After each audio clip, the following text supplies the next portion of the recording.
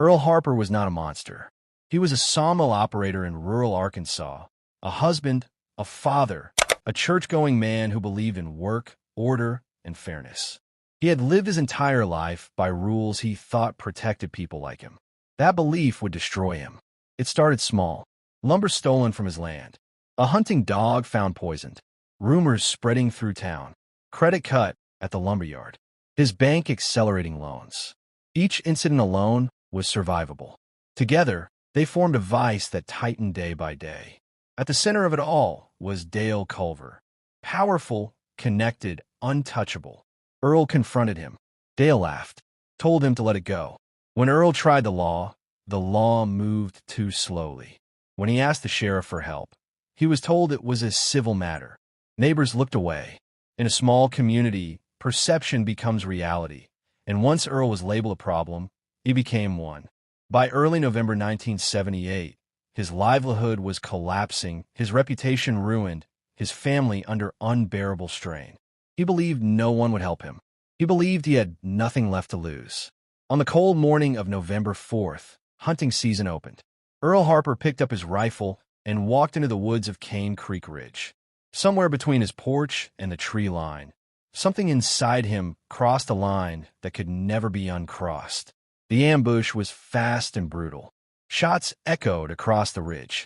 Men dropped where they stood. Some ran. Some tried to help the wounded. Earl kept firing. When it was over, 11 men were dead and 3 more wounded. The forest fell silent again, but nothing there would ever feel quiet.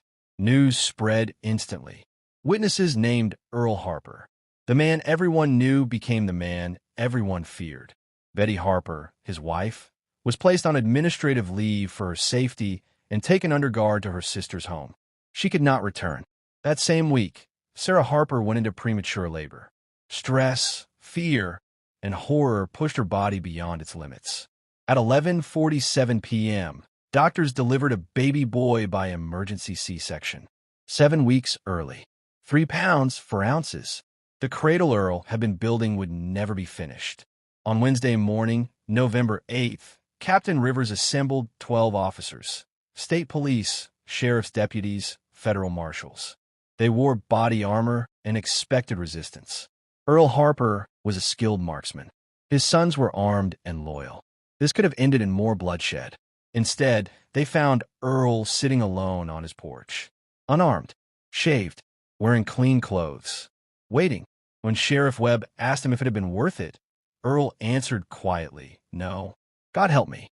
No." Earl Harper was charged with 11 counts of first-degree murder, 3 counts of attempted murder, and multiple weapons violations. The trial was moved to Little Rock because Newton County was too divided to find an impartial jury. The prosecution described careful planning and deliberate execution. This was not self-defense. This was premeditated mass murder.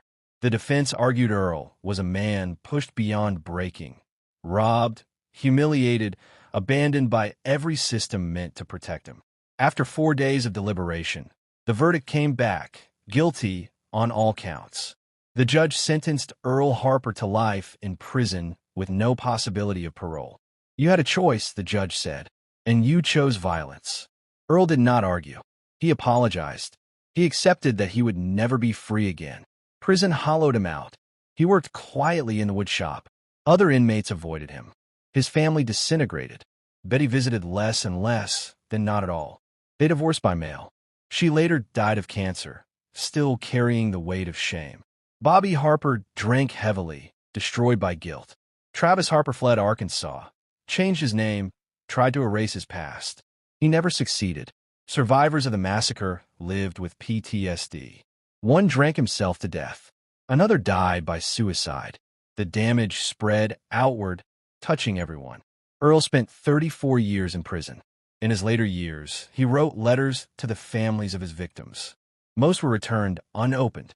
He died in 2013 of lung cancer and was buried in an unmarked grave paid for by the state. The ridge where it happened still exists. No memorial marks the spot. Hunters avoid it. The silence feels heavier there. Earl Harper's grandson grew up knowing his name meant violence. He became a social worker, determined to stop other families from reaching the same breaking point. And that is the most disturbing truth of this story. Earl Harper was not born a monster. He was created pressure by pressure, humiliation by humiliation, failure by failure. One denied loan, one poisoned dog, one system that shrugged. Was he evil? Yes. Was he desperate? Also yes. Both can be true. And the question that still haunts anyone who hears this story is simple and terrifying. How far would you go before you snapped? Because the ingredients that created Earl Harper are everywhere. And history doesn't end. It just changes names.